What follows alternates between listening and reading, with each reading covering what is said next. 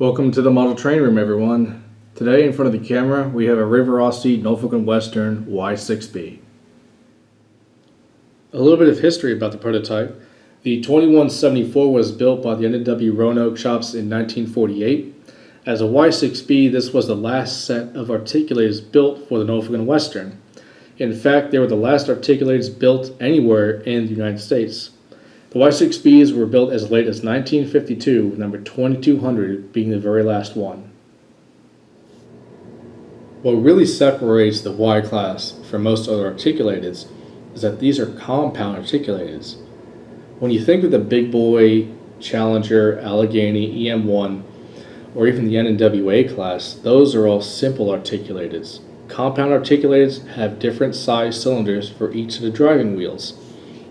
The idea was to have high pressure steam going into these smaller rear cylinders, and then you have low pressure steam going to these larger cylinders where the size makes up for that. The idea for this design was to have better thermal efficiency. However, with the different size of cylinders, there is less stabilization, and this is really noticeable at higher speeds. The Y6Bs, they typically went up to 50 miles an hour. But they never really went beyond that. Rarely, maybe a few have hit 60, but overall, these were slower designed locomotives. These were meant for coal drags, and they did them brilliantly. The Norfolk Western was really good at designing locomotives for their specific needs. And here's an example to show why. Behind the Y6B is, of course, a big boy. And obviously, as you can tell, it's a much larger locomotive. But one thing the N&W was really good at was getting more out of less. At 25 miles an hour, a Y6B can produce as much power as a big boy.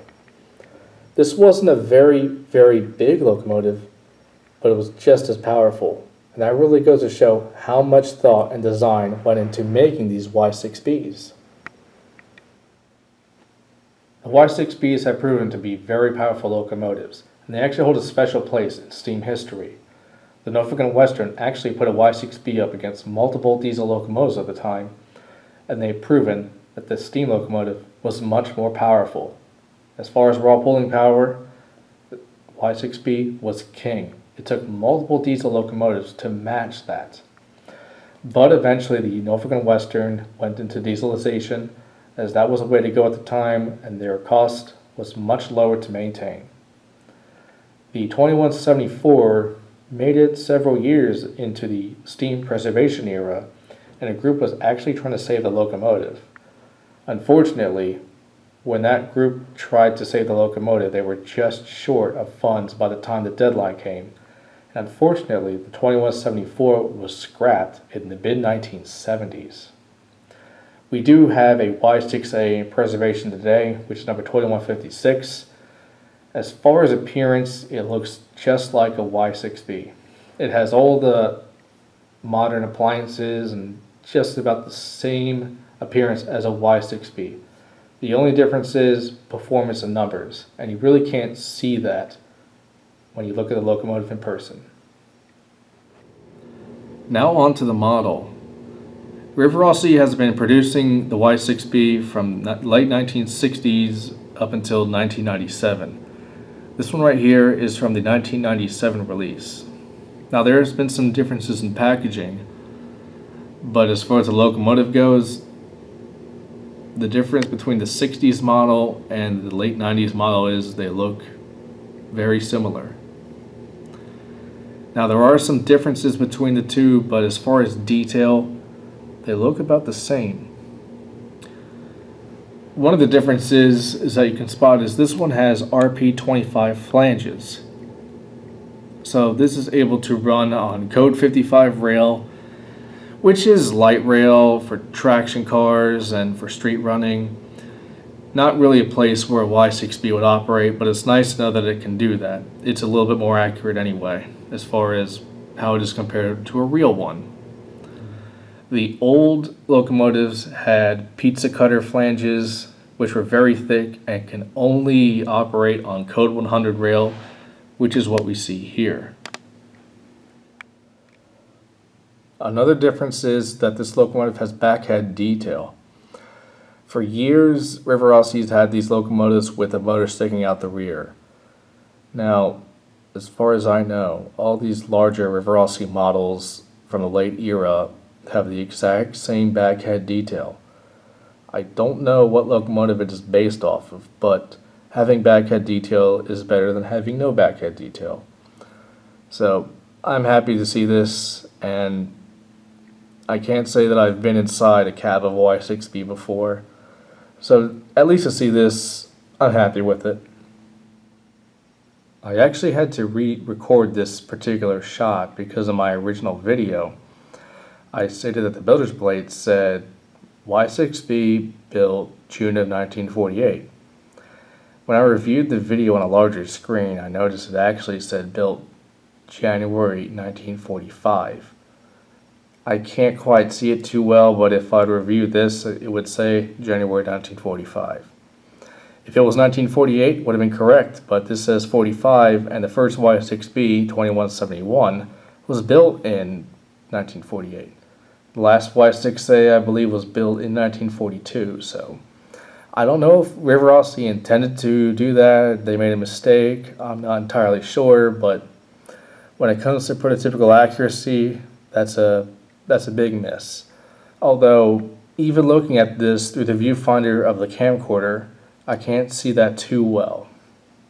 This is actually the first time I've noticed this builder's plate for what it says, so if you don't look too much into that, that won't be bothersome, but if you are really rivet counter and you want prototypical accuracy, that's a big miss.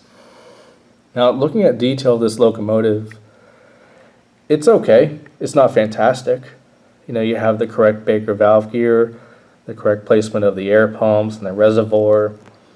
You have, your separately applied handrail, but overall, most of the detail is very plain. Most of it's molded on, it's painted in black. There's nothing else that really sticks out except for the bell. And that's kind of something that bothers me a little bit because that bell is really oversized. It's really large and it really sticks out. I like the shape of it. I like its, painted brass and all that, but it's really large compared to the drive wheels. And really, when everything else about this model is like really plain and you don't really notice it that much, it makes the bell all the more stick out even more. So this isn't really a rivet counter kind of model, but to me, this looks like a Y6b. Proportions are pretty close. It may not be fully detailed, but I think Rivarossi did a good job. Although, like I said, this locomotive is really based off of a 60s model and only had a couple modernizations into the late 90s. Looking at the tender, I think it looks pretty good. It's nothing too outstanding, but I really like the lettering of this. It's got good paint to that. There's a coal load, although it's plasticky. You'll notice one of the things that's a little bit different from this as opposed to the standard releases. On the locomotive and tender, I've added KD couplers, so it's far superior compared to the horn hook it originally had.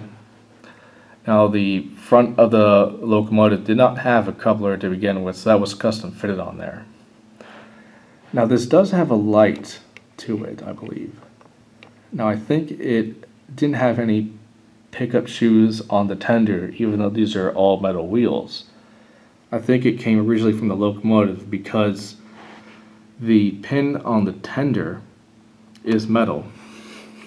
So typically you would see sort of like a thin metal wire right here, and that would end right here, and that would connect with the tender, and then that would give power to the rear light right here.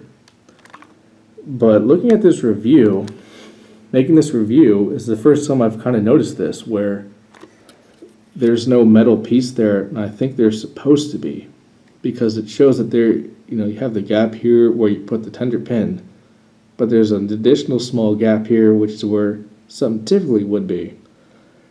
I picked this locomotive up used about 5 years ago, so as far as I know, Rivarossi might have had that there, and over time it might have gotten lost. Maybe it's still in the original packaging, but yeah, there we see it. So I can't say whether or not this does have an operating one, because as far as I know, mine doesn't work.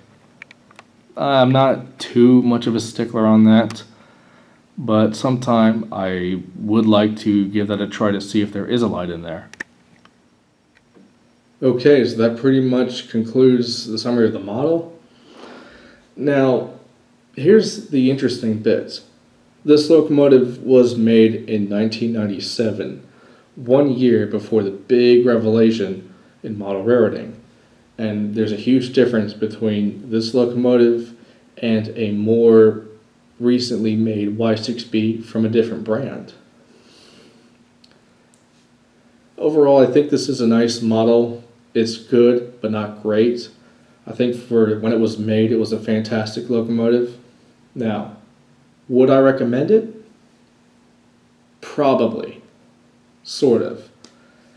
If you are looking for a Y6b with lots of features, a lot more detail, and better performance, which all come at a cost, get the Broadway Limited one. That one is I hate to say it like this, but overall that's a superior model, and it has everything that you'd want in the modern digital age. And yeah, speeds, it's better performing. If you turn off the sounds, it's quieter. You know, it has more weight to it, so it could pull a heavier train. Yeah, that one blows the Rivarossi one out of the water. Now, I like this locomotive. I like these late 90s Rivarossi models. I am more of a locomotive collector than I am a model railroader, as you can even see from this picture. You know, having a basic direct current 90s models with no digital feature to them, I'm okay with. I like this. I like them all the way it is. I know it's not fantastic as detail of performance. The motor is a little bit sensitive, so it's not going to pull a very strong train.